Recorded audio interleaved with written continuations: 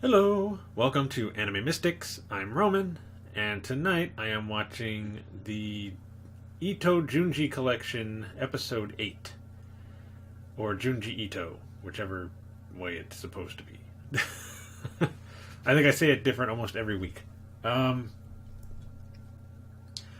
last episode, the first portion of the ep was focused on a record. I think it was a 35. It's one of the little records, about like this big. Anyway, it starts off with this boy and girl in, I guess, his room, listening to this record. And she asks him if she can borrow it or record it or something, and he's telling her, no, can't. It's mine. You can't take it out of this house. So she ends up taking it, sneaking it out of the house. He realizes, though, and starts chasing after her, where she ends up bashing his head in with a rock. Basically just one quick hit to the side of the head, and that was it. She's going all over the place looking just for any kind of record player, either, I guess, to buy or just someone who will let her use the record player to listen to the song on the record. When she goes into a record shop and sees the owner asking him, can I use your record player so I can play this? He recognizes it. I guess it used to belong to that store, but somebody stole it. I'm assuming the boy. And he wants it back. And he starts chasing her for it. But she ends up hiding and getting away. And then goes into another shop and uses their record player. Where I think it's a I don't think it was a bar, but it did have a counter area where he and the only other person in the bar were pretty much, I guess, enchanted by the record, the song on the record. It turns out this song was written by an artist, written and performed by an artist who had passed away. And apparently the song was done after she had died. So this song has some kind of spell over people where it makes them want to listen to it, and will do anything to listen to it. She ends up having to run out of that place to try to get away, and sees the store owner, the record store owner, and starts running down like a narrow alley. Sorry, my back itched. And she tries climbing over the wall, but the guy that was in the previous place was waiting for her, where she dropped the record, fell. She was climbing on some like wooden logs. She fell, and I am assuming died. He ended up with the record, super excited about it, and that's where that one ended. It was really short. I think that all happened in maybe 10 minutes. Maybe less. The second half was mainly about lack of privacy. It focuses on this girl who's talking to her family and telling them, you guys need to stop trying to look into my room. It's like, I know it's you. Her brother is poking holes in the wall so he can peek through. The dad is also doing it. and looking through the door. She actually smashes her brother's finger as he's poking a hole through the wall. And the dad, she ends up poking in the eye, well, almost stabbing in the eye with, I think it was a screwdriver, as he's in the, like, I guess, attic, and drilled a hole in the ceiling so that he could look through. Not very subtle, since you could hear the drill, and she saw exactly where he was, so took the screwdriver and shoved it in the hole and stabbed him in the eye. No blood or anything, just a really bad poke.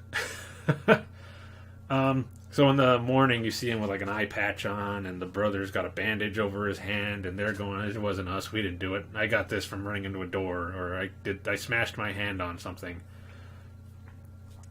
But it wasn't because of her. So she decides to leave and to go live with her aunt. But as she's leaving and trying to get out of the city, she notices that all the exits are blocked. Like they're boarded up by what looks like a house. Big boarded, like, enclosed area. So she starts going through there. And apparently this section has absolutely no privacy. All of the houses, everybody's walking in and out. Nobody that cares about what you're doing. It's also pretty dangerous in there. I completely forgot an important part. In the very beginning, she has a dream where this guy she, I guess, knows is confessing to her. And I think is about to give her like a ring just as like a gift. And she is telling him, if this is really how you feel, then you should tell me, properly tomorrow or something.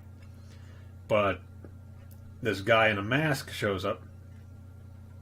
I believe he called himself Jack the Ripper. And killed him. Stabbed him to death. And then in the morning, they found his body. So he actually died. Anyway, back to where I was going. She's in the new city area that's like all boarded up. It's all like 2x4s. Just you'd have to see it. I can't describe it. I'm no good at describing things like that. Anyway, or anything really. So she's trying to get through the city to find her aunt because she lives in this area. And when she finds her, she's in her house with with bra and panties on, but no other clothes, like dancing around. And she's asking her, "Why are you just in your underwear?" And she's like, "Well, there's no privacy around here. I just kind of gave up, so, whatever." This is me now. She ends up chasing her off because she's trying to convince her to leave that place and come back with her because she wants to get out of there because there's no privacy, which is exactly why she left, because her family kept trying to peek into her house, into her room. But yeah, so she decides to leave. Her aunt is chasing her. The aunt is telling everybody to get her.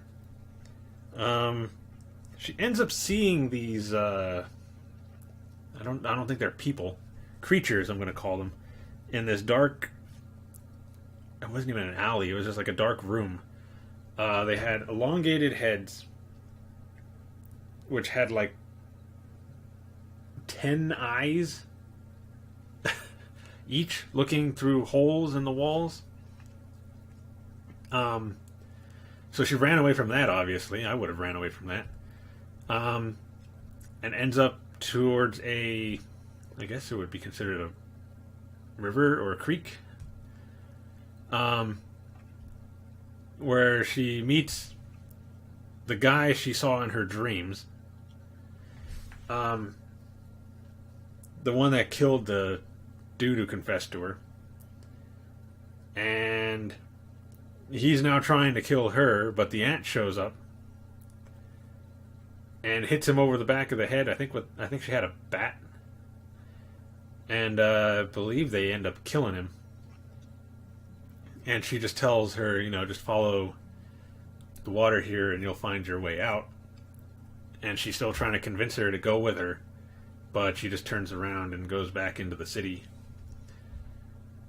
And then it just ends with her walking towards the exit. So, yeah, it was an okay episode. It wasn't the best episode out of all of the other ones. But, it wasn't bad. I have no idea what's going to happen in this one. I believe there's only a few episodes left. Let me see this.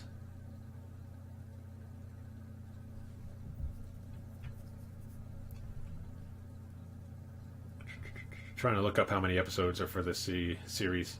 Probably 12, like everything else.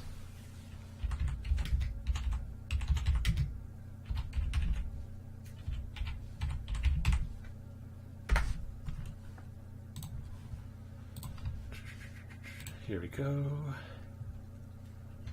Yeah, 12 episodes. Alright.